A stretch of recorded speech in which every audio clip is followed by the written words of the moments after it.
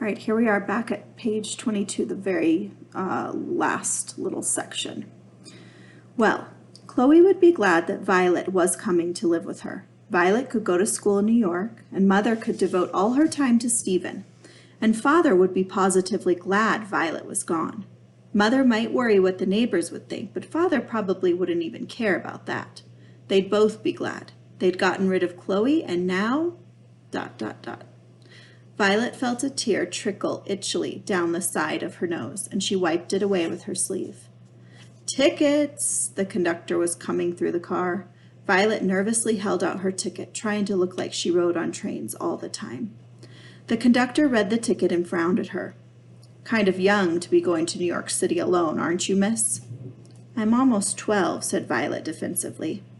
The conductor shrugged, punched a hole in the ticket, and handed it back to her. At the next stop, a woman got on and took the seat across from Violet. Violet could tell at once that she was a meddlesome woman. Meddlesome means nosy. She was dressed in the fashion of 20 years ago, in a sweeping black bombazine gown, and she smelled of mothballs. She was tightly corseted into a perfect S shape, with a pigeon bosom, a wasp waist, and a bustle to exaggerate her rear end. On her head she wore a black hat with an enormous lopsided brim, 2 feet to starboard and 1.5 feet to port, Father would have said. The corpse of a large bird, dyed a dismal purple, was diving into a mass of black ribbons heaped around the crown of the hat. It's kind of fun to get a picture of this woman. Can you imagine a huge bird on this hat with all these ribbons and this big swooping brim? Involuntarily, Violet clutched at her own neat straw hat, as if the woman might try to trade with her. The woman sat down stiffly and with great difficulty. She tilted her head back slightly, probably to balance her hat, and scowled down her nose at Violet. I, she said with great emphasis, am Mrs. Albert Renwick of Huntington, Long Island. Pleased to meet you, Violet lied. Mother would probably have wanted Violet to stand up and curtsy. And you, said Mrs. Renwick. Miss Violet Mayhew of Susquehanna, Pennsylvania, Violet said. Mrs. Renwick twitched her nose suspiciously, as if she thought Violet might be making fun of her. You're very small to be traveling alone. Where are you going? New York City, said Violet, thinking it was none of Mrs. Renwick's business. And what takes you there, if I may ask? I'm going to visit my sister, my grown-up sister. Young ladies, said Mrs. Renwick, should not travel unaccompanied on the train. Is your sister married? No, said Violet shortly. Then why is she not living with your parents? Are your parents still living? Yes, said Violet, but they're very busy with my brother Stephen. He's still recovering from the war. Violet hoped that would silence Mrs. Renwick. A recovering war veteran was a very impressive thing to have in the family. All the more reason your sister ought to have stayed home to help. In my day, a girl's greatest joy was being of service to her brothers. I myself worked my fingers to the bone in a glove factory to pay my brother's tuition at Harvard, and I felt privileged to do so, Mrs. Renwick said defiantly, as if Violet had suggested she hadn't. Privileged to do so, but I suppose your sister is one of these new women. She made it sound like a disease. Violet glanced around surreptitiously for another empty seat. It would be very rude to get up and walk away from Mrs. Renwick, but Mrs. Renwick was pretty rude herself. Mrs. Renwick seemed to sense what was on Violet's mind and changed the subject.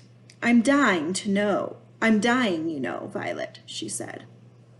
Violet stared at her. She felt bad for thinking uncharitable thoughts of Mrs. Renwick. I'm sorry. Too kind, Mrs. Renwick murmured. What of? Said Violet, and then realized that this was an extremely rude question. Mrs. Renwick didn't seem to think so. Have you heard of tuberculosis? Yes, said Violet. Regretting she'd been rude, she added, I'm sorry you have tuberculosis, Mrs. Renwick.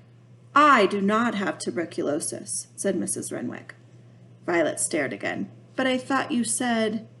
Those foolish doctors don't know what I have, said Mrs. Renwick with proud finality. Oh, said Violet. Dozens of doctors have seen me, and none of them can say what is the matter with me. Not one. Maybe nothing's the matter with you, Violet ventured.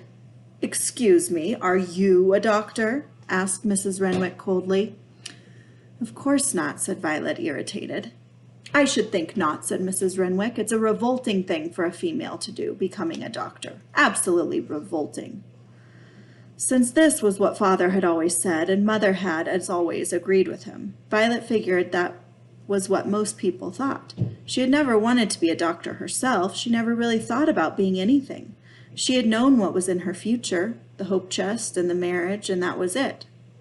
But Chloe had wanted to be a nurse, and Flossie, before she died in the influenza, had wanted to be a reporter, and some of Flossie would always be in her. Violet remembered that from Chloe's letter. That was why Violet found herself answering, I don't want to be a doctor. I want to be a reporter. Mrs. Renwick gaped. Water? A reporter, said Violet, like Nellie Bly. She filed news from the trenches in Europe, you know, during the war. Somehow Violet felt that she had to say this to Mrs. Renwick for Flossie's sake. How absolutely appalling, said Mrs. Renwick, rolling her eyes upward and fluttering her eyelashes at the same time, which had the disconcerting effect of making her eyes go all white. A female in the trenches! There were plenty of females in the trenches, Violet said. At the end, the Germans were sending in women and boys 14 years old, and the Russians— A young lady does not need to know anything about trenches, Mrs. Renwick interrupted firmly, nor about Germans and Russians. Let us change the subject. Where does your sister live? Do you see my cat in the background? That's Grimmy. Violet felt instantly dejected. She didn't know where Chloe lived. The return address on the envelope was 265 Henry Street, New York City, but she had no idea where that was.